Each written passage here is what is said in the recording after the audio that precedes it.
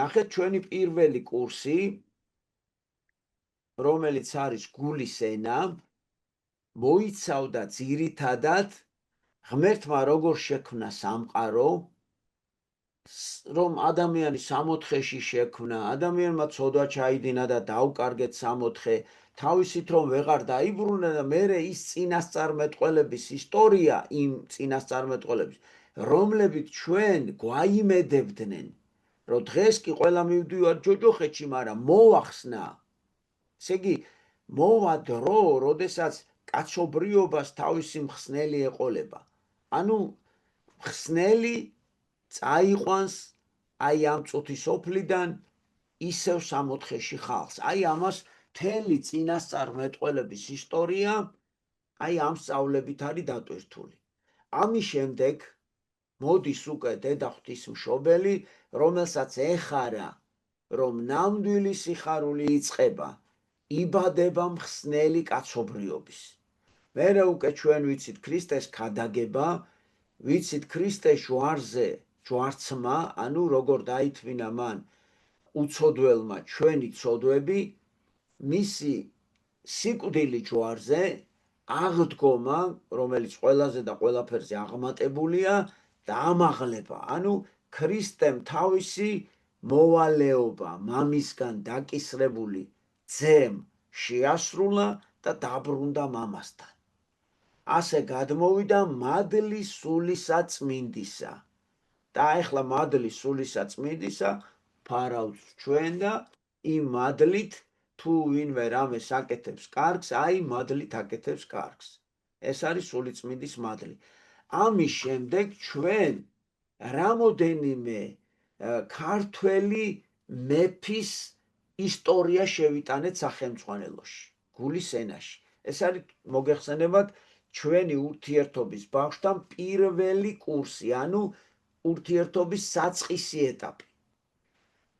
პირველი ვიზეთ ჩვენ აქ შევიტანეთ, ეს არის ჩვენი, ესე იგი, ნახეთ როგორ მოხდა ქრისტე ამაღლდა ზეცად, აქ მერე მოციქულებზე გადამოვიდა მადლი სულისა წმინდისა, მოციქულებმა გაიყვეს ქვეყანა, ანდრია პირველწოდებულს ერგო საქართველო და ანდრია პირველწოდებული მოდის შემდეგ ჩვენთან პროგრამაში.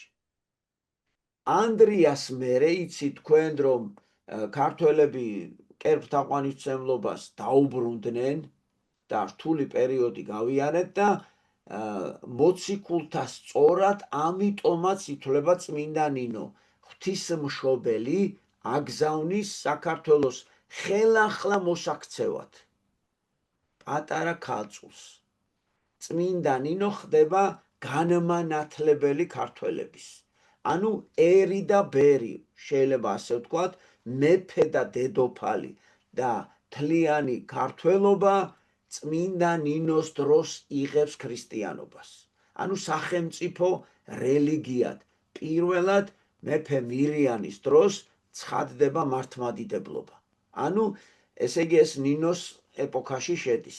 ნინოს შემდეგ ჩვენ უკვე ვსაუბრობთ უდიდეს ქართველ მეფეზე, მეხუთე საუკუნეში მოღვაწე ვახტანგ გორგასალზე, რომელიც არის პირველი უდიდესი მეფე, რომელმაც მართლმადიდებლობაში შეკრა საზღვრები და მოუტანა საქართველოს ეკლესიას ავტოკეფალი, ანუ დამოუკიდებლობა. ამის შემდეგ, რა თქმა უნდა, ისევ რთული პერიოდი გაიარა საქართველომ და ალბათ ჩვენს ისტორიაში გამორჩეული, განსაკუთრებული და მოღვაწე მეფე მოდის სათავეში, დავით აღმაშენებელი, რომელსაც აღაშენა სრულიად ერი. ამის შემდეგ თამარ დედოფალი, ანუ თამარ მეფე მოდის, რომელმაც განაბრწყინა და შარავანდედით შემოსა მთელი საქართველო და ყველა დროის ყველაზე ძლიერი საქართველო არის თამარის მეფობის დროს, ამას ქვია შარავანდეთით შემოსვა ერის. თამარის შემდეგ ჩვენ უკვე ვსაუბრობთ გიორგი ბრწყინვალეზე და დაგვრჩა ბოლო გასაკვეთი, ერეკლე მეორე. აი ეს არის ჩვენი პროგრამის დასასრული. მე ახლა ჯერ 2-20 სიტყვას გეტყვით. ეხლა აქ ვინ ჩამოვთვალე, ყველა ბრწყინავენ. აი, ყველა ბრწყინავენ, ნახეთ, ვახტანგ გორგასალმა შეკრა ერი, გააერთიანა, უძლიერესი ქვეყანა აქ. და რა თქმა უნდა, დროშას, ქართულ დროშას ქვია გორგასლიან, დავითიან, თამარიანი. და თავისთავად ეს სამივე მოხდა. ხლა რატო მოხდა გიორგი ბრწყინვალე იკითხავთ. გიორგი ბრწყინვალემ იმ საზღვრებში აღადგინა საქართველო, რას თავის დროზე დავითმა და თამარმა. ესე იგი, კიდევ ერთხელ გააერთიანა და გაერთიანების სიმბოლოა. მაგრამ ერეკლე მეორემ ვერც გააერთიანა, ვერც ესე იგი თავისუფლება მოგვიტანა, ვერც ვერაფერი, მაგრამ რატო შევიტანეთ ისმის შეკითხვა? რატოა ამ მეფეთა შორის დაყენებული ერეკლე მეორე? ერთი პატარა მიზნის გამო. ერმა შეიყვარა. ერმა ისევე შეიყვარა, როგორც ზემოთ ჩამოთვლილი მეფეები. რატომ ისმის შეკითხვა? რითი შეიყვარა? რა ქონდა ასეთი მეფეს? აი ახლა ამისთვის მაგალითად მოიყვან, ესე იგი, სოფლიო, ასე თქვათ, ესე იგი, ცნობას სოფლიოში დედამიწის ზურგზე ყველაზე დიდი მუზეუმად ცნობილი არის ნიუ-იორკის მიტროპოლიტენ მუზეუმი, ასე ქვია ამ მუზეუმს. მე და ჩვენი მეგობარი, ჩვენი ჩოხოსანთა ლიდერი ზვიად სეხნიაშვილს მოგვიწია ბედნიერება, რომ მიტროპოლიტენ მუზეუმში მოვხვდით. ეთო მასწავლებელო და რა თქმა უნდა შესასვლელში ვიკითხეთ. ეხლა კარგი ამხელა ძვირფასი მუზეუმი, აი ქართველების შესახებ აქ რა გაქვთ? და გვითხრეს, თავისი კატალოგები აქვთ, მოძებნეს, ჯორჯია რაღაცა და გვითხრეს, რომ აქ არის წარმოდგენილი 2 მეფეო, მარტო ქართველიო. მიტროპოლიტენ მუზეუმში. დავით აღმაშენებელი და ერეკლე მეორეო. ვიკითხეთ ერთიც და მეორეთ, აი რატო არის დავით აღმაშენებელი წარდგენილი აქ? ასე გვითხრეს, რომ დავით აღმაშენებელსო ასეთი სტატუსი უწერია, რომ სოფლიოში ყველაზე თავმდაბალი მეფეაო. იმიტომ რომ არც ერთ მეფეს სიკვდილის წინ ანდერძად არ უთქვამს, რომ შესასვლელში დამარხეთ, რომ როგორც უღირს, ყველამ ფეხი დამადგასო. მე არაფერი არ გამიკეთებია, კარგიო, მარტო ვარ იმის ღირსი, რომ ესე იგი გამთელოს ერმაო. ესე იგი ასეთი რამე არც ერთ მეფეს არ უთქვამს. ეს არის ჩვენთვის უმნიშვნელოვანესი საკითხი და ამიტომ არის დავით აღმაშენებელი აქ, როგორც სოფლიოში ყველაზე თავმდაბალი მეფე, რომელმაც თავის ერს ყველაზე დიდი გამარჯვება მოუტანაო. მაშინ დავუსვით მეორე შეკითხვა. კარგით, ეს გასაგებია და ეჭვიც არ გვეპარებოდა, ვიცოდით და ერეკლე მეორე როგორ მოხდაო და ნახეთ რა გვითხრეს. დედამიწის ზურგზე თურმე ამდენი ომი არავის გაუმართავს, რამდენი ომის გამართა ერეკლე მეორე. წარმოიდგინეთ ხალხო, რას გეუნებით. კაც არ ყავდა ჯარი, არ ყავდა შეძლება არ ქონდა, იმიტომ რომ დაშლილია საქართველო.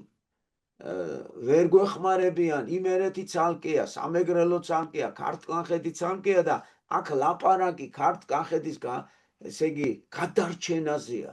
მტერმა დაისახა ამოცანა, სრულიად მოესპო ქართლ-კახეთი, აი დედაბუდიანად ამოეგდო. მოესპო ქალი, კაცი, ვაჟი, ტრადიცია, გენი, ვაზი, ყველაფერი, ისტორია, ბიბლიოთეკა გადაეწვა ყველაფერი და ამ დონეზე იბრძვის. და ამ დროს ეს მომცრო ტანის ბიჭი იბადება თელავში, პატარა ბიჭი, პატარა კახი, იცით თქვენ ასე არ ქმევენ და ძალიან პატარა ასაკიდან იწყებს ბრძოლას და ეს ხმალიო რო იტყვიან ქარქაშიდან რო ამოიღო, აღარ ჩაუდია ქარქაშიო. მთელი თავისი ცხოვრება ბრძოლაში გაატარა და თან წარმოიდგინეთ, ყოველთვის იყო ძალიან მცირე რიცხოვანი. მტერი ყოველთვის მრავალრიცხოვანი, მაგრამ არ შეპუებია მტერს და მთელი თავისი ცხოვრება მაინც ბრძოლაში გაატარა. ესეც არ არის საკმარისი, ეს მიტროპოლიტენ მუზეუმისთვის კი, მაგრამ ჩემთვის ეს არ იყო საკმარისი, რომ აქ შემეტანა. მე ერთადერთ ამბავს ხა მოუყვები და თქვენ უკვე მიხვდებით რატო შევიტანე მაინც და მაინც ერეკლე მეორე. მოკლედ ძალიან მძიმე ეპოქაა საქართველოში, როგორც გითხარით და აი ამ დროს საქართველოს გაჭირვებით სარგებლობენ ჩვენი მოსაზღვრე ესე იგი კავკასიელი ტომები გადმოდიან და გვძარცვავენ. იტაცებენ ცხოველს, იტაცებენ ფრინველს, თუ რამე შეიძლება რომ მოგტაცონ და ყველაზე ცუდი და შემაძრწუნებელი იტაცებენ პატარა ბიჭებს და ყიდიან ბაზარზე როგორც მებრძოლებად და იტაცებენ ლამას ქალებს. აი 15, 16, 17 წლის ქალწულ ქალებს და ბაზარზე აი ესე ვაჭრობენ ამ ყველაფერს და ყველაზე დიდი ფასი ქონდა ქართველ ქალწულებს. აი ასეთი მძიმე პერიოდი და მოკლედ ერთი ლეკი კაცი იყო, რომელიც იყო განთქმული, ეთყობა ძლიერიც იყო ფიზიკური აღნაგობით და აი თითქმის ოჯახი არ დაუტოვებია რა, ისე დააწიოკა მთელი საქართველო და თბილისში ხმა გავრცელდა, საგანგებოდ არ დავიმახსოვრე მაგის სახელი და გვარი. აი ესა და ეს დაიჭირესო. მეტეხის ციხედან გაბოჭილი მიიყვანეს ეს კაცი. მთელი საქართველო თბილისი მაშინ, თბილისში მოაწყდა ამ მეტეხის ციხეს გარშემო და მეტეხის ციხესთან რო ხიდი არის, აი იქ ყავთ ეს კაცი დატყვევებული. ხო და ეს ხალხი იწევა რომ უნდათ რომ დაარტყან, ხალხი არ უშვებს, არის მთელი ჩოჩქოლი ერთი ამბავი და მეფემაც გაიგო ეს ამბავი. ხო და ამ დროს მთელი ესე იგი ზრიალია იქ და მთელი განგაშია და უცბად ეს ნაძირალა ლეკი ამბობს რომ რა გიხარიათ ქართველებო, თქვენი ოჯახიდანო, თქვენი ოჯახებიდან 500-მდე კაცი მყავს, ესე იგი გატაცებული და გაყიდულიო, დაგვრცინა რა. და ამ დროს ერეკლე მეფე წინ ადგა კაცო. და იყო ვინმე თავადი ანდრონიკაშვილი, რომელიც განთქმული იყო, ესე იგი ხმლის ბრძოლით განთქმული, გამორჩეული კაცი იყო. და დააძრო, ვეღარ მოითმინა ესაო და დააძრო თავისი ესე იგი სატევარი და ახლოვდა ისე სწრაფად იმოქმედა რომ რა გააკეთა ვერავინ ვერ გაიგო და ისევ ჩააგო. ხალხი გაუცებული უყურებდაო რომ ვერაფერი ვერ დაინახეს რა მოხდაო და ხალხმა თქვა ანდრონიკაშვილმა ნუ თუ დააცდინაო. იმიტომ რომ ანდრონიკაშვილის მოქნეული ხმალი არასდროს არ დაცდენიაო. გავიდა 2 წუთი და იმ ტარვალმა ენა გადმოაფურთხაო წერია. ესე იგი ისეთი ოსტატობით რომ მეფეს როგორ უბედაო მაგის თქმასო, ისეთი ოსტატობით ამოაჭრა ბაგეში ენა რომ ხალხმა ვერც კი გაიგო რა გააკეთა. ამით დასაჯა რომ როგორ ბედაო ლაყბობას ერეკლეს წინაშეო და უცბად ეს ჩვენი ბომბერაზი ერეკლე დაეცა მუხლებზე და ეუნება ხალხო, ქართველებო, დასასჯელი ეკი არ არის, დასასჯელი მე ვარო, მე დამსაჯეთო და დაემხო და დახარა თავი. მე იმიტომ რომ მე ვარო დასასჯელი რომ ეგრო ქვეყანაში ამდენს ბედავსო, რომ თქვენ ფარველი არ აყავთ ხირსეულიო, რომ მე უნდა დაგიფაროთ ისე რომ მაგან ვერ გაბედოსო. დასასჯელი მე ვარ და დამსაჯეთო, უღირსი ვარო, თქვენი მეფეო, ქეთს ვიხრი და შემინდეთ თუ შეიძლებაო და თელიერი ტიროდა თურმე, თელიერი ტიროდა და მე ახლა რატო ვიძახი? აი რატო ტიროდა ერი? იმიტომ ტიროდა რომ დაინახეს მეფეს როგორ უყვარდა ერი, თითოეულ ოჯახზე როგორ იყო მზრუნველი ერი. აი ეს გვაკლია დღეს. აი ჩვენ ისეთ მე სულ ვიტყვი ხოლმე, ნუ ეწყინება ნურცეთ მთავრობას, მე ხო იცით რომ პოლიტიკაში არ ვერევი, მაგრამ ჩვენ დანატრებული ვართ ასეთ მთავრობას, ასეთ ხელისუფლებას, რომ ასე შეგვიყვაროს როგორც უყვარდით ერეკლე მეორეს. მშობლიურად, როგორც საკუთარი შვილები, ესე უნდა გვიყურებდნენ, ჩვენც ხო ასე უნდა გვიყვარდეს ისინი. ჩვენ შორის თითქოს ხიდია ჩაწყვეტილი, ილია მართალმა რო თქვა, ხიდი ჩატყდაო, ალბათ ჩატყდა მთავრობასა და ხალხს შორის. ეს ხიდია აღსადგენი. და ბოლო მეფე, ვინც ამ ხიდს უფრთხილდებოდა და ვინც ხალხისთვის იბრძოდა, ვინც ხალხის დღეთ და ღამეს შრომობდა, წვალობდა, ბრძოლობდა, თუ რამე კრებას ჩაატარებდა, მარტო იმიტომ, რომ ხალხისთვის რა შეღავათი გაეკეთებინა, რომ ელენეს ოჯახში რა ხდებოდა, ნანას ოჯახში, ნატალიას ოჯახში, სოფოს ოჯახში, ეს ზრუნავდა თითოეულ ოჯახს. იმიტომ უყვარდა ქართველ კაცს მეფე. თქვენ რა გონიათ? იმიტომ კი არა რომ ომებს იღებდა. ერთი ომებიც უნდა მოვიგოთ, აბარა როცა ერთად ავართ, ქართველზე ძლიერი არავინ არ არის. ესეთი ბრწყინვალე მეფე იყო, თავდადებული თავისი ერისთვის. ეხლა მე ჩემს ვიფასებო იაკობ გოგებაშვილის რამოდენიმე ციტატას წავიკითხავ, რომ არ გეგონოთ, რომ მე ჩემი აზრით გადმოგცეთ ერეკლე მეორეზე, იმიტომ რომ ჩვენ ვიცით, რომ იაკობ გოგებაშვილი პედაგოგიკაში პირველია. ეს პატარა დაწყებითი კლასის სახელმძღვანელოა და ჩვენ ამიტომ აქ შევიტანეთ, ესე იგი იაკობ გოგებაშვილის პატარა თხზულებებით დავტვირთეთ, რო იტყვიან და ამიტომ მისი ენა და სალბუნი გვინდა რომ გადავცეთ ჩვენ მომავალ თაობას. ეხლა ნახეთ, რას ამბობს იაკობ გოგებაშვილი ერეკლე მეორეზე. ერეკლეს მაწვილობის დროს ქართლ კახეთზე ბრძანებლობას ჩემულობდნენ სპარსეთი და ოსმალეთი. ესე იგი, თქვენთვის რომ კარგად გასაგები იყოს, სპარსეთი არის ირანი, დღევანდელი დაძაბული მდგომარეობა როა, ოსმალეთი არის თურქეთი. ეს ჩვენი ორი დაუძინებელი მტერია. საქართველოს ეპოქას არ ახსოვს ისეთი დრო, როცა ორივესგან ჩვენ არ ყოფილიყავით შევიწროებული, დაჩაგრული და ომგამოცხადებული. ყოველთვის ვიყავით, ესე იგი, დაძაბულად ამ ქვეყნების მიმართ. ეს არის ჩვენი დაუძინებელი ორი მტერი, რომელიც ეს ისტორია გადმოგცემს.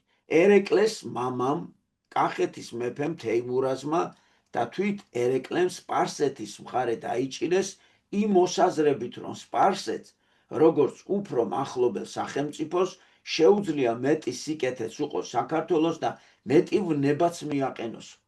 ნახეთ, იძულებულია რაღაცა მოიფიქროს. აქ ერიანი უსაშინლეს მდგომარეობაში და არც მოსტყუდნენ. სპარსეთმა ხელი შეუწყო კახეთის შეერთებას. ნახეთ, ისინიც მიდიოდნენ, იმიტომ რომ იქ ხო შეიძლება თურქეთს დარჩენოდა. ესე იგი, აქ მოლაპარაკებები იყო და ამ შემთხვევაში სპარსეთმა ხელი მოაწერა, რომ კაი, თქვენ გაერთიანდით, ოღონდ უნდა იყოთ ჩემთან. როცა ვახტანგ მე-6-ე საქართველოს მეფე წავიდა რუსეთში, დაცარიელებული ქართლის ტახტი კახეთის მეფე თეიმურაზმა დაიკავა. ხო რომ კახეთის მეფეთ აღიარა თავისი ვაჟი ერეკლე, ასე მოდის ჩვენი საყვარელი ერეკლე. ამ ცვლილებაზე თავისი თანხმობა გამოუცხადა სპარსეთის მბრძანებელმა ნადირ შაჰმა. ნახე უყურე, შენ კი ეს გადაწყვიტე პოლიტიკურად, მაგრამ იქიდან უნდა დაგიმტკიცონ, მიხვდი? თუ არ დაგიმტკიცეს, გამოუშვებ ჯარს და გაგწყვიტავს. წარმოიდგინე რა ურთულეს პერიოდში გიწევს. შენ რაღაცას გადაწყვეტ, მერე ეხლა შენ ამხელა ქვეყნებმა უნდა დაგიმტკიცონ, თორე უკვე სხვა გზა არ აქვს. რითაც მოსპო ქართლისა და კახეთის განცალკევება და დაამყარა მათ შორის მური განწყობილება, შეთანხმებული მოქმედება. ქვეყანას ღონე მოემატა და თავისუფლად ამოისუნდგა.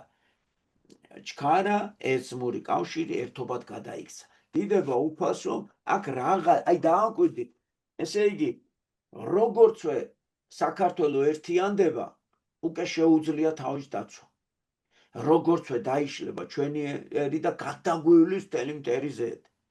თეიმურაზის სიკვდილის შემდეგ ერეკლემ თავისი თავი გამოაცხადა ქართლის მეფედ, რაზედაც თანხმობა მიიღო მომადლებული, ესე იგი თანხმობა მიიღო მომადლიერებული, ანუ ხო ის ხო შეუსრულე რაც უნდოდა ნადირ-შაჰს. ნადირ-შაჰმა უკვე თანხმობა მისცა.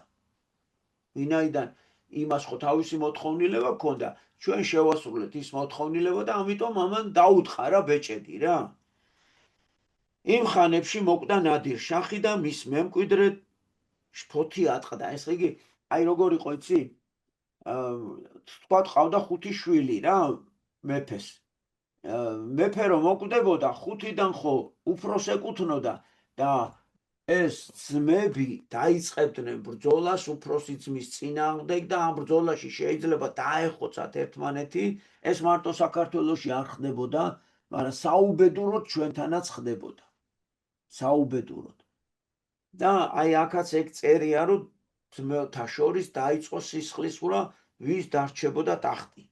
ამით ისარგებლა ერეკლემ, შეუწყვიტა სპარსეთს ხარჯის გადახდა. ხარჯი რა არის? დაგვადებდნენ ესე იგი ბეგარას, ბეგარა გადასახადი. აი ამდენი ცხვარძროხა, ამდენი ფული, ამდენი რძემაწონი, ამდენი რა და საწყალი გლეხობა დღე და ღამე იყო გაწყვეტილი, რომ ეს გადაეხადა. დაიხდიდნენ, შემოძვირფასებო, სახშიც აღარაფერი რჩებოდათ. ოჯახი წინ როგორ უნდა წასულიყო. აი ესეთი პრობლემები იყო. ამიტომ შეუწყვიტა და ხალხსაც შეუყვარდა, ნახე. ანუ ჯერ რა ძლიერი უნდა იყო ამ ხელა ქვეყანას შეუწყვიტო, ეს იგი ომის გამოცხადება. აი იმიტომ უყვარდა ხალხს, შეუწყვიტა, რატო? თო ჩვენ ოჯახებზე ფიქრობდა. რომ აი ჩვენ ოჯახებს ამოესუნთქა. აქედან დაიწყო პირველი სიყვარული. თავისი სამეფო გამოაცხადა დამოუკიდებლად, ნახეთ რა მაგარია. ვინ ალყაშია, იქიდან მტერი, აქედან მტერი, გამოაცხადა დამოუკიდებლად და თავისი თავი ქართლ კახეთით თვის მყრობელ ხელმწიფედ გამოაცხადა, მორჩა. აი ეს გვიჭირდა და არ ქონდა და ხალხს უკვე იმედი მიეცა. ნახე გლეხები უკვე ხმარს იღებენ, უკვე საბრძოლოდ გამოვიდა ხალხი. 1960 წელს რუსეთის იმპერიამ ეკატერინემ იმპერატორმა, ანუ ქალი მართავდა ამ დროს. რუსეთი დიდი ქვეყანა ამ დროს, უზარმაზარი და ომი გამოაცხადა ოსმალეთის წინააღმდეგ და ერეკლე მეფეც მიიწვია მოკავშირედ. მიხვდით? ანუ დაიძაბა სიტუაცია და ჩვენი მეფე მოკავშირედ რუსეთმა გამოაცხადა. ჩვენ ხო ერთი სარწმუნოება გქონდა და მოდი ერთად შევებრძოლოთო. ერეკლემაც ხათრი არ გაუტეხა. მე ვიმეორებ, ეს არის იაკობ გოგებაშვილის დაწერილი. შეაგროვა 5000 კაცი და საომრად მოემზადა. ახეთ პირველად ხდება, რომ ჩვენ რუსეთის ესე იგი ჯარს ვეხმარებით ჯარით. რუსეთიდან გამოვიდა 5000 ჯარი ტოტლებენის წინამძღოლობით და შეუერთდა ქართველებს. მოკავშირენი გაეშურნენ ბორჯომის ხეობის ოსმალეთისკენ და გარშემოერტყენ აწყურის მაგარ ციხეს. ეს არის მესხეთის მხარეს, ეს არის ახალციხისკენ, ძველი უმაგრესი ციხე, აღარ გავაგრძელებ. აწყურის ღვთისმშობლის ხატი არის ის სასწაულმოქმედი ხატი, რომელიც დღეს იფარავს საქართველოს. ყველაზე დიდი განძი, რაც ჩვენ გაგვაჩნია, რომელშიც მაშინ ოსმალეთის ჯარი იდგა. წარმოიდგინეთ, ესე იგი, იმდენად იყვნენ გათამამებული ოსმალები, რომ აწყურის ციხეში თურქები ბატონობდნენ და აწყური ხელში ეჭირათ. აქ ერეკლეს სრულიად მოულოდნელად უღალატა ტოტლებენმა. ნახე აი და გამოჩნდა უკვე რუსების, ესე იგი, აი რუსები აი ხან როგორ გადაწყვეტილებას იღებენ, ხან როგორ ვერ გაგვიწვიეს ომში, თან თვითონ. ერეკლემ დასხო და უცბად შუა ბრძოლაში ტოტლებენმა უცებ დატოვა იგი და რუსეთის ჯარი უკანვე წამოიყვანა. დაგტოვა მარტო დარჩენილი ერეკლე არამც თუ არ შეუშინდა მტერს, წინ გასწია ახალციხის ახლო სოფელ ასპინძას მიდამოებში, შეებრძოლა ოსმალეთის მთავარ ჯარს, საკუთარი ხელით მოუკლა ერთი საუკეთესო წინამძღოლით და ისე საშინლად დაამარცხა, რომ იმოდენი ჯარიდან მხოლოდ 25 ოსმალო ძლივს გადაურჩა სიკვდილს. ახლა ერთ ესე იგი განცხადებას გავაკეთებ. აი დღეს ინტერნეტში ხო იცით ათასნაირი ინფორმაცია იდება და იდება ომები. აი რაც გინდა ჩაწერო ესპანეთის ომები გინდა, გერმანიის ომები, სპარსეთის ომები, ყველაფერი წერია. საქართველოს ომები წერია. ხო და ასპინძის ომი რო ჩაწეროთ, დედამიწის ზურგზე ვერ ნახავთ ასეთ უპირატესობას ომში. იცით როგორი ომები წერია? რამდენი შეიარაღება ყავდა, რა ჯარი ყავდა, რამდენი ზარბაზანი, რამდენი რაღაცა და ბოლოს დასკვნა ამ ომის ბოლოს. რამდენი მტერს გაუნადგურდა, რამდენი შენ გაგინადგურდა, მოკლედ ეს აღრიცხვა არის. აი ისეთი პირწმინდა გამარჯვება, რომ ანალოგი მსოფლიოში არ აქვს. შეიძლება ითქვას, ასპინძის ომში ერეკლემ მოიგო აი გამაოგნებელი, ესე იგი სიგიადით და სიბრძნით მოიგო ეს ომი. კიდევ უფრო მეტად აგრძნობინა თავისი ძალღონე მეფე ერეკლემ ლეკებს. ეხლა უყურე როგორც გითხარით, ლეკები ხო იტაცებდნენ ამ ქართველებს, ანუ ჩვენი დაუძინებელი მტერი იყვნენ. ამიტომ ეს რა თქმა უნდა ეს ჩვენ ძალიან ასე თქვათ, ესე იგი გვასუსტებდა. ამიტომ აგერ დასცხო, რომელიც ქურდულად დაეცემოდნენ ხოლმე კახეთს და ქართლს და სოფლებს და ზარცვავდნენ. არაერთი გუნდი ამ მაწანწალების შემუსრეს, არაერთი საუკეთესო ბერადი მოუკლა მათ საკუთარი ხელით და შიში დასცა დაღესტანს. მოკლედ, ესე იგი გაამაგრა პოზიციები, ესე იგი თვითონ მოსაზღვრე ქვეყნებში. საზოგადოდ, ერეკლეს 100-მდე ომი გადაუხდია და ყოველთვის გამარჯვებული გამოსულა. ნახეთ, ეხლა იაკობ გოგებაშვილი რას წერს? ალბათ 100-ზე მეტი ექნება, მაგრამ თვითონ რაც იცოდა ეს დაწერა.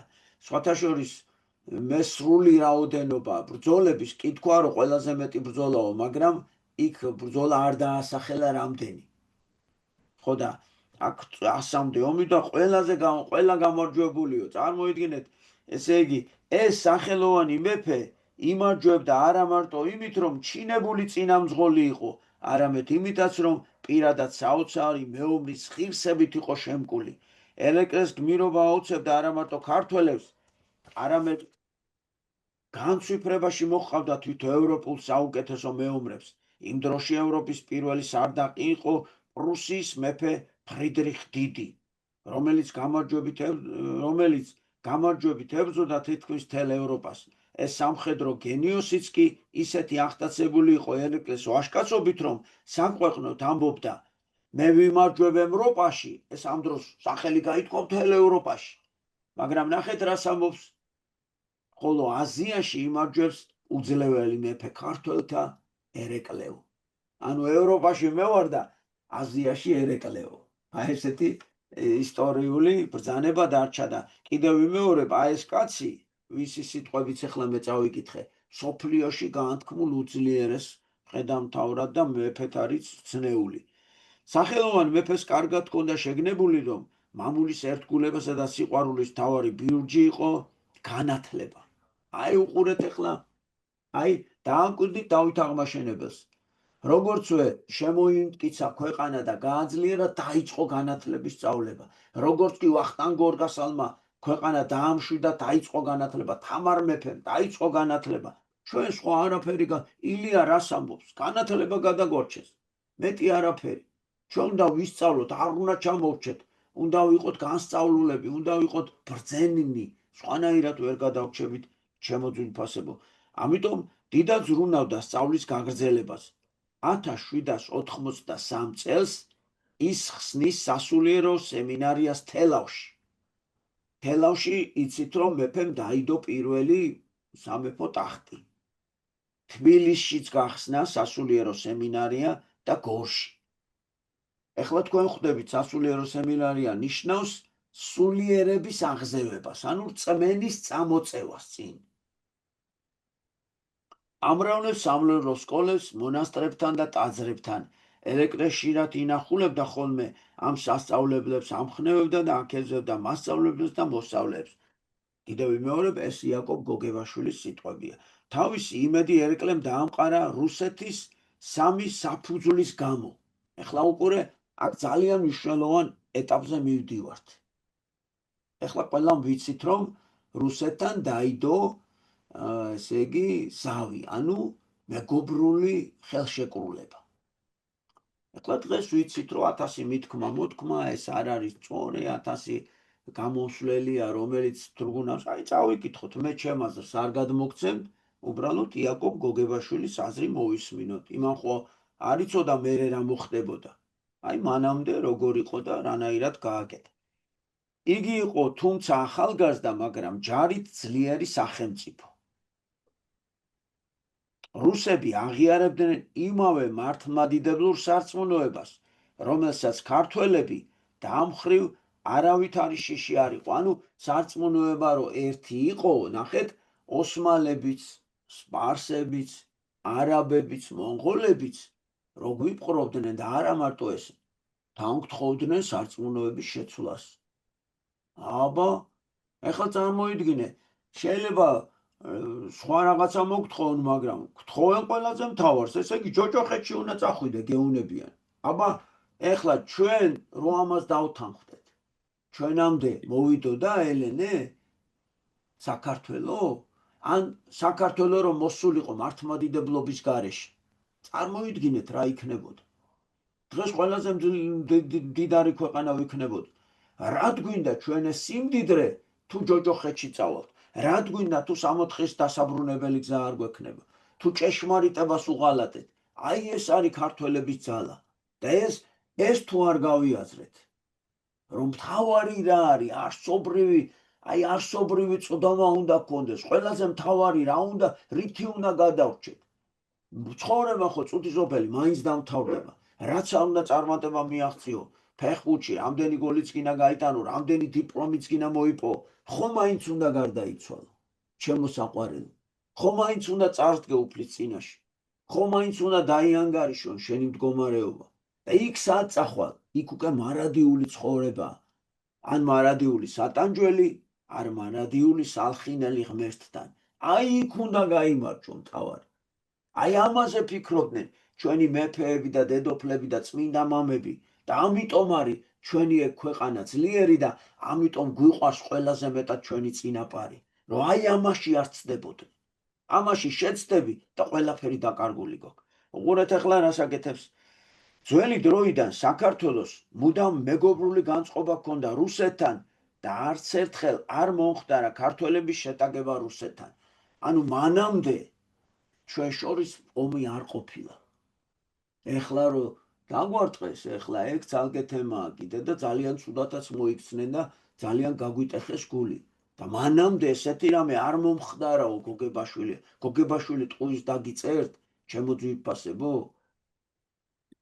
ერეკლე მიიღო რუსეთის მფარველობა, დასთანხმდა, რომ საქართველოს მეფეების დამტკიცება რუსეთის იმპერატორის ხელში ყოფილიყო. ანუ რუსეთის იმპერატორს შეეძლო, რომ შენ დაემტკიცებინე მე, ანუ გამოეცხადებინე, რუსეთი გაცხადებს შენ მეფედ. აღუთქვა ჯარით დახმარება ყველა ომში, რომელსაც კი რუსეთი დაიწყებდა. თავის მხრივ რუსეთმა ვალად დაიდო საქართველოს ყოველი მტერი თავის მტრად ეცნო და ქართველებთან ერთად ბრძოლა მათ წინააღმდეგ შინაური საქმეებში საქართველო უნდა სრულიად დამოუკიდებელი დარჩენილიყო. მიაქციეთ ყურადღება, როგორი კონტრაქტი იდება. ესე იგი რუსეთს თუ ომი აქვს, მეფე ერეკლე ომით დადგებოდა რუსეთის ჯარით, თავის ქართული ჯარით დადგებოდა რუსეთის მხარეს გარკვეული რაოდენობით და იბრძოდა. თუ საქართველოს ჰქონდა ომი, რუსეთი თავისი ჯარით დაიცავდა საქართველოს. და ნახეთ აქ რა წერია. შინაურ საქმეებში არ ჩაერეოდა, შენ ეკლესიის კანონს გამოსცემ, კანონმდებლობას შეცვლი, საგანმანათლებლო სფეროში რაღაცას მიიღებ, აქ არ ჩაერეოდაო. ამ პირობას თაღალზე დაწერილს ორივე მხრიდან მოეწერა ხელი და მას მიეცა ერთა შორის სავალდებულო ხელშეკრულება. ამას ტრაქტატი დაერქვა, ტრაქტატის ძალა. ტრაქტატი არის იგივე ხელშეკრულება. აღა მაჰმად ხანმა ეს კავშირი არ მოიწონა. ეხლა უყურეთ, დაუკვირდით თქვენ ერთ რაღაცას. აქედან ირანი გიტევს დღევანდელი, ანუ სპარსეთი, აქედან თურქეთი, მაშინდელი ოსმალეთი.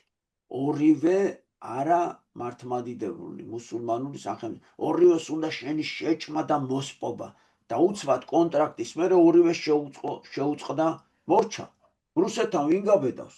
ასე კი არ არის. ჩვენ პატარა ეს რო გვიბრიყვებდნენ და გადაგვივლდნენ და გადმოგვივლდნენ ზედ. ნახე მეფემ რა გათვალა. დადო ეს ხელშეკრულება და მორჩა ისინი ნახე უკვე შეშურდათ. დაიძრა საქართველოსკენ აღა მაჰმად ხანი. ესე იგი ამან იფიქრა რომ რუსეთი არ მოეხმარება ამათ ეხლა ეს ქვიაო და წამოვიდა საჩქაროდ შეაგროვა 70,000 მეომარი და გადმოვიდა მდინარე არეზზე. დრო არ დაკარგა არც ყარაბაღის და არც ერევანის დაპყრობა. ესე იგი ჩვენამდე ხო იყო ერევანი, ყარაბაღი არ დაიპყრო ეგენიო. მიხვდით? იმიტომ რომ შემოდიოდა ჯერ ეგენი უნდა გამოიაროს ირანმა. ყარაბაღი და ერევანი, სასონხეთი. ხო და იმების დაპყრობას კი არაო ჩვენი ჯინი სჭირდა, იმიტომ რომ ესგენი ვერ უწევდნენ წინააღმდეგობას. თუ საქართველოს დაიპყრობდნენ, მთელი კავკასია დაპყრობილი ყავდა, რომელიც ელეკრეს ფარულობის ქვეშ იყვნენ და მოულოდნელად გამოცხადა თბილისის ახლოს. ანუ მოულოდნელად ჯარი თბილისთან მოვიდა. ეს მოხდა ისე ადრიანად, რომ რუსეთის ჯარი ჯერ არც კი დაძრულიყო ჩრდილოეთ კავკასიიდან და ზოგი მეფის ვაჟიც კი არ მოშველებოდა. ანუ ყველა ჯერ კიდე არ იყო მოსული. ანუ ჩვენ ხო ვემზადებოდით ბრძოლისთვის, მაგრამ ეს იმდენად სწრაფად მოახერხა მტერმა, რომ ჩვენ მობილიზება ვერ მოვასწარითო. ერეკლეს ყავდა მხოლოდ 3,000 მეომარი. წარმოიდგინეთ რა. რომელსაც მოემატა 2,000 იმერთა ჯარი, იმერლები შეუერთდნენ. საჩქაროდ ჩამოსული 5,000 მეომარს პასუხი უნდა გაეცა 70,000 ძლევამოსილი მტრისთვის. ხედავთ რაზეა აქ ლაპარაკი. 70,000 მტერი შემოდის და ერეკლე მეფე 5,000 კაცით ებრძვის. თავგანწირული ბრძოლის შემდეგ ქართული ჯარი დამარცხდა. მეფე ერეკლემ მთიულეთში გადაიხიზნა. აღა მაჰმად ხანმა დაიპყრო თბილისი, გაძარცვა, დაანგრია, გადასწვა და სულ ნაოხრად აქცია, მაგრამ აქედან შორს ვერსად წავიდოდა, რადგან შიში ჰქონდა. ვაი თუ შეერთებულმა რუს ქართველთა ჯარმა მომისწროს და ცუდი დღე დამაყენოსო. თან იცოდა რომ ჩვენ კონტრაქტი ჰქონდა. უბრალოდ დაგვაღალატეს აქ, მოდი ვაშკაცურად თქვა. ამიტომ როგორც სწრაფად მოვიდა, ისე სწრაფად აიყარა თბილისიდან და გასწია სპარსეთისკენ. უყურეთ, ამ რუსეთთან კონტრაქტმა მაინც გვიშველა. იმიტომ რომ იფიქრა რომ ეხლა ოღონდ რა თქმა უნდა ძალიან ცუდად მოიქცნენ. ძალიან ცუდად მიგვატოვეს ომში, მაგრამ კონტრაქტი რო ქონდა, უცბად იფიქრეს სპარსელებმა რომ აი თუ ეგენ ისო წამოვიდენო, ეხლა შეუერთდნენ რუსებიო და ამიტომ კი დაგვიუყრეს, გაგვანადგურეს, მაგრამ მაინც დაბრუნდნენ უკანო. მოხუცებულობისა და ნაღველობის გამო ერეკლე მარე დასნეულდა წყალმანკით და 1798 წელს, როდესაც იგი შესრულდა 82 წლის, თავისი გმირული სული უფალს მიაბარა. მეფის ძვირფასი გვამი წამოასვენეს მცხეთას და დაკრძალეს შვეტიცხოვლის ტაძარში. ერეკლეს სიკვდილმა საშინელი მწუხარების ზარი მოჰფინა არა მარტო აღმოსავლეთ საქართველოს, არამედ დასავლეთსაც. ჩვენი ქვეყნის ყოველი კუთხე გმირ მეფეს გლოვობდა ცხარე-ცრემლებით და თავისი ღრმა მწუხარებას გამოსთქვამდა აუარებელი სამგლოვიარო ლექსებში. მათ შორის ყველაზე ძლიერია გლოვა თუშთა, ფშავთა და ხევსურთა. აი ესეთი ციტატა შემორჩა ისტორიას. აღდეკ გმირთა გმირო, ნუ გძინავს, კერთა ისმიან ხმანია. გზლა ძილსა როდი ჩვეულხარ, მოგვიხმენ ურჯნი ყმანიაო. ანუ უნეჯნი ნიშნავს რომ ესე იგი დაგვიძახეო და წამოვალთო და ესე იგი ვიბრძვითო. ეხლა მე მინდა გადმოგცეთ ილია ჭავჭავადის მოსაზრება ამ საკითხთან დაკავშირებით, რაზეც ეხლა ერეკლეს იცით რომ დღეს მithქმა მოთქმა, თითქოს არასწორი პოლიტიკა დაიჭირა რუსეთთან, არ უნდა დაედო ზავი, აგერ რუსეთმა ფაქტია რომ დაგვაღალატა და არასწორად მოიქცა, მაგას ვინ უარყოფს. მაგრამ მე ეხლა ამის შემდეგ ხო მოვლენები განვითარდა. აქ ეგენი აღარ წერია, მე ახლა გეტყვით მაგის შემდეგ რა განვითარდა. მაგის შემდეგ ჩემო ძვირფასებო საქართველოს მდგომარეობა უკეთესობისკენ წავიდა და მიაღწია იმას, რომ 5 მილიონი მოსახლე ქართველი აღორძინდა, საქართველოს დღითიდღე უკეთესობისკენ წავიდა და თითქმის ეს ყველა ტერიტორიები სახელმწიფო გაძლიერდა, მოდი ასე ვთქვათ, და ყველაზე მთავარი, მოდი დღეს ვთქვათ, ილია რას ამბობს. დღეს რომ მართლმადიდებლები ვართ. როგორა ვართ მართლმადიდებლები? და ილია პირდაპირ წერს, ეს ბოლო კურსზე რომ გადავართ, ილია გზა, საერთო ნიადაგის თეორია, მაგას წაგიკითხავთ, ჩემ აზრს არ გეტყვით, ილიას წაგიკითხავთ, პირდაპირ ამბობს, რომ ერეკლეს გონივრულმა პოლიტიკამ გადაარჩინა საქართველო. იმიტომ რომ საქართველოს უკვე ძალები აღარ ქონდა. გაეწია წინააღმდეგობა სპარსეთისთვისაც, ოსმალეთისთვისაც და პლუს ლეკებისთვისაც და ესე იგი მთიდან შემოსეული მტრებისთვის, რომელიც იტაცებდნენ ქართველებს. და ფაქტია, რომ ჩვენ ამ ტრაქტატმა გადაგვარჩინა, მიხვდით, კიდევ ვიმეორებ, არავინ არ ამართლებს ამ პოზიციას, რომ რუსები კარგად მოგვეყნენ, ძალიანაც ცუდად მოგვეყნენ, მოდი ეგეც ვთქვათ. აგერ ფაქტია, რომ გადამწყვეტ ომებში ჯარი უკან წაიყვანეს, ანუ რა ვიცი, რას ფიქრობდნენ, მაგრამ ფაქტი ერთი რაღაცა, ამის შემდეგ რაც ეს ერთობა, საბჭოთა კავშირის ერთობა, იმპერია, რა თქმა უნდა, არასწორი და მიუღებელი და ანტიქრისტიანული შეიქმნა, საქართველოს ვეღარც ერთი მტერი ვეღარ შემოესია და ქართველები მომრავლდნენ, თუმცა ძვირად დაგვიჯდა იმ გაგებით, რომ დაიწყეს მართლმადიდებლობის წინააღმდეგ ბრძოლა. თავგანწირულად, გმირულად ეწინააღმდეგებოდნენ და ეწირებოდნენ ქართველები ამ ბრძოლაში და დღეს ესეც გადაარჩინეს. აი ფაქტი ერთი რაღაცაა, რომ დღეს ქართული იდეაა ცოცხალი. ქართველები ისევ მართლმადიდებელი ერი ვართ, ისევ ქართულად ვმეტყველებთ და ისევ გვიყვარს ერთმანეთი და გვიყვარს ყველა და ყველაფერი და მტერიც გვიყვარს. მიუხედავად იმისა, რუსეთი ესეც უდად გვეყრება, თურქეთი ესეც უდად გვეყრება, სპარსეთი ესეც უდად გვეყრება, ირანი, ყველა მაინც გვიყვარს. ეს არის საქართველო და ჩვენი ქართული იდეა ამაშია, რომ რაც არ უნდა ცუდად მომექცნენ, მე არ უნდა შევიძულო. აი ეს არის ქართველის ვალდებულება, იმიტომ რომ ჩვენა ვართ ქართველები, ჩვენ ისეთი სიყვარული მოგვეცა ღვთისგან, ისეთი კვართი მოგვეცა, დედა ღვთისმშობლის ფარველობა. ჩვენ წარმოიდგინეთ, ერთმანეთი გვიყვარს ხალხო. ეს პატარა ამბავია? ახლა ელენე ძაძამიძეს და ელენე ძინძიბაძეს რო უყვართ ერთმანეთი. მეტი რო არავინ არ ყავდეს ამ ხალხს. ერთმანეთის გარდა. რა ძლიერები არიან. მე და ეთომასწავლებელს რო გვიყვარს ახლა ერთმანეთი. მარტო ერთი ეთომასწავლებელი რომ ყავდეს, ხარდამჭერი მეტი თელი სამყარო რო ჩემ წინააღმდეგ იყოს. რა ძლიერი ვარ. იმიტომ რომ ეს არის აი სუფთა ადამიანი, გულწრფელი, ალალი, პატიოსანი, წესიერი და მე რომ მეტყვის, ნუ გეშინიან ლექსო მასწავლებელო, მე შენს გვერდში ვარ, ჩემთვის რა მხელა ძალაა. იცი როგორ იცის ხოლმე ეთომასწავლებელი, ხა საიდუმლო უნდა გამომჟღავნო. თქვენ ხო იცით რომ მე სულ მებრძვიან ბავშვებო. აი ესე Facebook-ზე ასეთი წარწერაც კი გავაკეთე, რომ სამშობლო ცოდნეობის გასაკვეთები ბრძოლად მეკცაო. ანუ რაც ეს დავიწყეს სულ ბრძოლაში ვარ. და მადლობას არავინ არ მიხდის, მარტო ბრძოლებია. ხო და ბოლოს ასე ვამთავრებ და გაკვეთილები კი ცხოვრებად მეკცა მეთქი. ანუ ჩემი ცხოვრება გახდა, რომ სამშობლო ცოდნეობის გაკვეთილები გავკვეთო და სამწუხაროდ თუ რა ვიცი, საბედნიეროდ ეგ არავინ არ იცის, სულ ბრძოლაში ვარ. მაგრამ ასეა, იმიტომ რომ ეს არის პირველი ნაბიჯები და არაფერი გასაკვირი აქ არ არის. ასე იყვნენ დიდი ქართველები, რო იბრძოდნენ ქართული იდეის გადასარჩენად. მაშინ თქვენ რა გონიათ? მაშინაც ასეთი ბრძოლა იყო.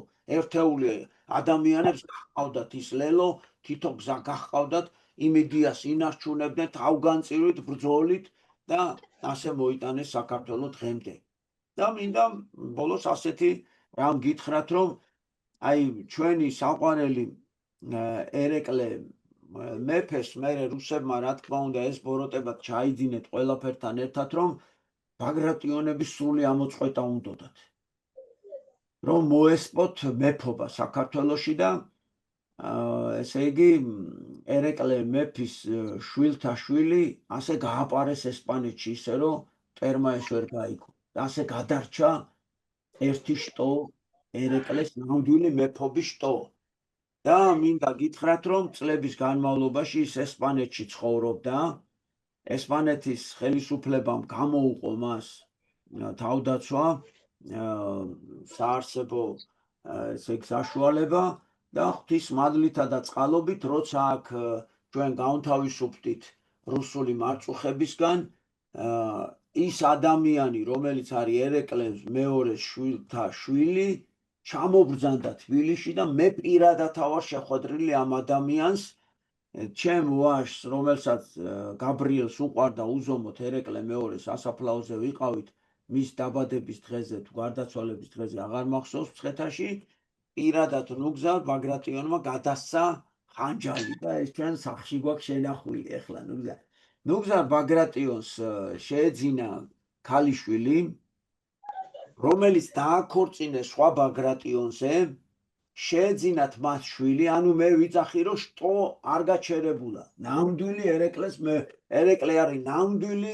შთამომავალი ბაგრატიონთა და მთავარია ეს უწყვეტი კავშირი არ გაწყდეს ეს არის მთავარი და დღეს და ჩვენი პატრიარქი სილია მეორის მონათლულია სვეტიცხოველში გიორგი რომელიც არის აი ამ ნუგზარ ბაგრატიონის შვილი ანუ ერეკლე მეორე შვილთა შვილი და ეხლა ამბობენ საიდუმლოდ რომ ის უკვე მოწიფული ყმაწვილია ამბობენ ზოგი მე-9 კლასშია მე-10 კლასშია მე-11-შია ზოგი იმასაც ამბობს დაამთავრა ზოგი ამბობს ჩუმად ზდიან მონასტერში შეიძლება ესპანეთში არ ვიცი მაგრამ ყოველ შემთხვევაში პატრიარქი გვეუბნება რომ მალე საქართველოს ეყოლება თავისი მეფე და ეს მეფე იქნება ერეკლე მეორის შთამომავალი ეს ფაქტია გარდაუვალია ეს უნდა მოხდეს ამას ვერავინ წინ ვერ დაუდგება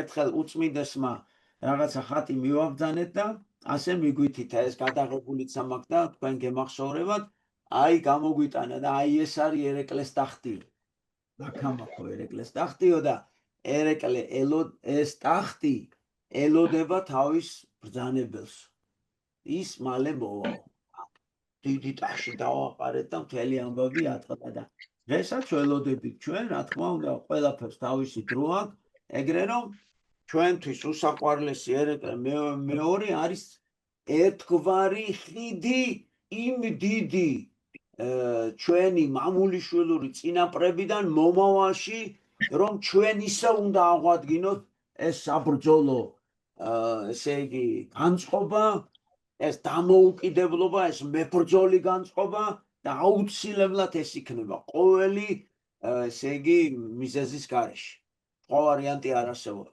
მამა ზაქარია თუ შეიძლება ერეკლე მეორეზე თქვენი აზრით მოგვახსენეთ მოგესალმებით ერთად აგლოცოთ როგორ ახართ მოგზანდებით მშვიდობიან ღამეს გისურვებთ მოკლედ ეხლა რო ყვებოდი მაგ ისტორიებს ამ ქორწინებასთან დაკავშირებით ლექსო უცებ გამახსენდა და ეხლა უნდა გაჩვენოთ მაგ ქორწინების ფაქტები ხოდა ეხლა სიურპრიზი იქნება მოდი შევატრიალებ კამერას მე ეხლა თუ შესაძლებელია ეს ერთი წამი როგორ უნდა შევატრიალო აქ ჩვენებს ალბათ ხო ხათა შორის ლალი მასწავლებელო ისა დმანიში რამინდა გავიხსენო მამა ზურაბთან ერთად ჩვენ ჩამობრძანებული ვიყავით ნინო ანუ ესე იგი ნინო ბაგრატიონი არის ნუგზარ ბაგრატიონის შვილი აი ახლა მამა ზაქარია რასაც ეძებს და მისი მეუღლე იყოფებოდა დმანიშის სტუმრად მეუფე ზენონთან და ეგენი მაქვს გადაღებული აი ზენონის იონის ტაძარში ჩვენ ხომ გვესურვებოდა მასწავლებელი აი კი აი ეს არის ნინო და დავითი თუ არ ცდები ხო აღარ მახსოვს გიორგი მე მგონი გიორგი ქვია ამბიც თუ დავითი მე მგონი ეგ დავიწყე. გიორგია ეს. ჩვენც ხომ გვესწრებოდა იქ რუსავში რომ მქონდა შეკრება ლექსომასწავლებელო შარშან თუ შარშან წინ რომ იყო. აღარ მახსოვს. ლექსო ეხლა ეგ ხო არის ახლა, მაგრამ ეხლა ყველა საინტერესო რას გაჩვენ. ამას დააკვირდი ამას, ვინ არის ეს, აბა თქვით. თქვენ ახართ, მამო. მე ვარ სტიქაროსანი და დროშა მიჭირავს ხელში. ანუ თქვენ ხილველი ხართ მაგ ყველაფრის. კი, აი, აქაც მეორე ფოტოც არის, აი, ნახეთ. უკან გავარ, აი, ნახეთ. ისტორიული ფოტოა, მამაო, ისტორიული. აი, ეს ფოტოები და ეს ჟურნალი მაქვს, ეს ჟურნალი გამოდიოდა 2009 წელს, არ ვიცი, ეხლაც გამოდის ალბათ, არ ვიცი, ახალგაზრდობა ქვია ამ ჟურნალს და 2009 წელია ეს 3 თებერვალი. და აი, ნახეთ, უკან ვედექი და გულშემატკივრებდი ამას. ეხლა ეს ამათი შვილი უკვე დაბადებულია. ხო და ამას წინათ ნახე კიდევაც. იყო რაღაც ისა ფოტოებში ჩემ მეგობრებთან ერთად სიონის ანუ სემინარი აკადემიის წინ ჩემ მეგობრებთან ერთად ქონდა გადაღებული ფოტო. უკვე დიდი ბიჭია. ალბათ იქნება 2009-10-ში დაიბადა, ხო? უკვე 15 წლის. უკვე მოზრდილია, კი, კაცია უკვე, კაცი. დიდი ბიჭია უკვე და მოკლედ ამის ის გავხდი. რაც შეეხება ანუ ერეკლე მეორეს რა ვიცი ახლა საიდან რა უნდა ვთქვა უფრო შენ ყველაფერი თქვი ახლა ყველაფერს რა სიტყვი მაგას ალბათ ძალიან დიდი დრო მოუნდება მაგას და ყველაზე ის არის რომ ეს კაცი იყო ალბათ ვისაც რაიმე უნდა მოხვედრო და აი ასე შეფასება რო გავაკეთოთ ორი სიტყვით მანამდე ვისაც უნდა მოხვედრო და ტყვია თუ დაჭრილი იყო ყველაფერი ამ კაცმა თავის თავზე აიღო ბოლოს რა იმიტომ რომ ტიროდნენ ხო ყველაზე ის არის რა ქვია საინტერესო ის მომენტი როცა აპატიოსნებდნენ ასე თქვა უკვე მიცვალებულს ტიროდნენ ისე ადამიანებიო რომ იმდენი ვერ დაითვალესო იმდენი ჭრილობა იყო მის სხეულზე 80 მეტი ჭრილობა იყო 80 მეტიო ასე წერია 80 მეტი და ახლა ყველაზე მთავარი რა არის იცი რომ ერთი ის არის ლექსო რომ სხეულზე ქონდა ამდენი ჭრილობა და შენ ხო წარმოგიდგენია მოღალატეებისგან და მტრებისგან რამდენი გულის ტკივილი ქონდა გადატანილი აბა გულზე ხო რამდენი ჭრილობა ქონდა გულზე და ჩვენ ზოგადად ერთი რამე არის რა ადამიანებს ხო რა როგორ ჩვევია საზოგადოების უმრავლესობას ადამიანების უმრავლესობას როცა უმადურობა მოდის წინაპლანზე ყოველთვის ადამიანებისგან რაღაცა ზედმეტს ვითხოვთ მე აი ვითხოვთ რაღაცა უსასრულოს და ბოლოს აღარ ვაფასებთ აი ყველაზე ცუდი რაც არის ადამიანის ბუნებაში რამაც ჩვენ ცოდვილებად გვაქცია მოდი ასე ვთქვათ არის ეს უმადურობა და რა არის იცი რთული ახლა ელაპარაკო მაგალითად ბერძენიშვილების ცნობიერების ადამიანებს ახლა ღმერთმა უშველოს არა იმით რაღაც საუბრობ ელაპარაკო თქვათ მადლიერებაზე ელაპარაკო იმაზე რაც ჩვენმა წინაპრებმა თავიანთი აი რა შეძლების ფარგლებში რაც შეეძლოთ ყველაფერს აკეთებდნენ ეს არ დააფასო რაც ჩვენი პრობლემა არის ცხოვრებაში და ზოგადად ნებისმიერი ადამიანის წარუმატებლობა ნებისმიერ საკითხში არის უმადურობა ეს არის წინაპირობა და ფიქრობ რომ ალბათ მოვა ის დრო რომ რაღაცა ჩვენ სხვანაირად შევხედავთ ну თუმცა ახლა მე თუ მკითხავ თქვათ აქ შემთხვევაში მონარქიის კუთხით მომავალში როგორ იქნება თუ არ იქნება ის სული მე ასე ვიტყოდი რა თუ არ იქნება ის სული თუ არ იქნება ის მართმკვეთელობა ასე ვთქვათ მართლმადიდებლური ცნობიერება თავიდან ბოლომდე სამშობლოს სიყვარული იმ ფორმით და იმ კუთხით როგორცაც ჩვენ დღეს ასე ვთქვათ მივტირით და ვოცნებობთ ხო თუ არ იქნება რაღაც დიცულოვნება და ასე შემდეგ ის ყველა სათნოება რომელიც უნდა ახასიათებდეს ზოგადად პიროვნებას რომელიც არის ხელმძღვანელი და მით უმეტეს შეიძლება დავარქვათ მეფე მაშინ გაუჭირდება ძალიან ასე ვთქვათ ზოგადად ამ ინსტიტუტს არსებობა მე ასე ვფიქრობ იმიტომ რომ გაუჭირდა, იმიტომ რომ საზოგადო როგორ არის, იცი? საზოგადოება უნდა იყოს მიმღები. საზოგადოებაშია პრობლემა. მიუღებლობა. ნახე, წარმოიდგინეთ, რომ არავის არ იღებო. არ არსებობს ადამიანი იმ საზოგადოების ნაწილს გულისხმობ, რომელსაც სარწმუნოება არ აქვს. არ არსებობს ადამიანი მათთვის, რომელიც შეიძლება იყოს ღირსეული. აი და მე დღესაც მქონდა სხვათა შორის ამაზე მქონდა გადაგება და რას ვაკვირდები ამ ბოლო დროს და ყველაზე დიდი პრობლემა ჩვენში ადამიანებში რა არის, რომ არ ვეძებთ ადამიანებში კარგს. მხოლოდ ვეძებთ სულს. და ამ ფაქტორმა, ასე თქვათ, პირდაპირ განაპირობა ის მომენტი, რომ აღარ ვენდობით არავის. ნახე, აი ელემენტარულად თქვათ, მე და შენ შორის თუ ნდობა არ არის. ურთიერთობა ვერ წარიმართება. ხო? ვერა სამომავლოდ, აი მე თუ სულ ეჭვისტვალეთ გიყურებ. მე თუ რაღაცა არა გულწრფელ ადამიანად მიგიჩნევ. თან უყურებ რას? იმას რომ თქვათ, აი როგორ ცოდავ. აი მე მაშინ გამიჭირდება შენი მიღება. შენ შეიძლება სრულიად გულწრფელი ადამიანი ხარ და ამას ჩვეულებრივად აკეთებ. განა იმიტომ რომ გინდა ცოდვის ჩადენა. არა, ცოდვილი ადამიანი ხარ და ეს ყველას მოგდის, ხო? მაგრამ მე არ მაქვს მიმღეობა შენი როგორ ცოდვილის. აი ეს არის პრობლემა. ის კი არა რომ შენი ნიჭი მივიღო, აი ეს ნიჭები რომელიც ღვთისგან გაქვს, რომელიც კარგია, რომელსაც შეუძლია დიდი შედეგი მისცეს კაცობრიობას, მომავალთაობას. თუ ამას არ ხედავ, მე მაშინ შენ ცოდვილ ადამიანად აგიხვამ და შესაბამისად ნდობა მეკარგება. ანუ სიყვარულიც მეკარგება, ნდობაც და ფაქტობრივად აი ეს უკვე საკმარისია იმისთვის ეს ორი იმის რომ გავწყვიტო კავშირი. აი ეს არის დღეს, აი ეს უკვე ხიჩატეხილობა და კავშირის წყვეტა არის ადამიანებს შორის. რატო? მარტო ვეძებთ ადამიანის ცოდვას. ვეძებთ აი როგორი ცუდი ხასიათისა, როგორი აი მოიქცა.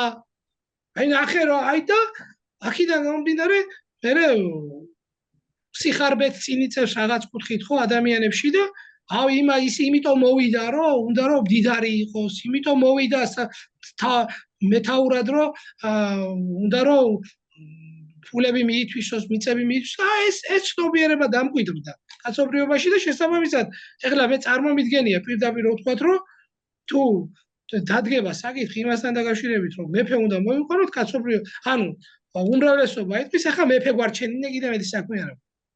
ხო, მივხვდით?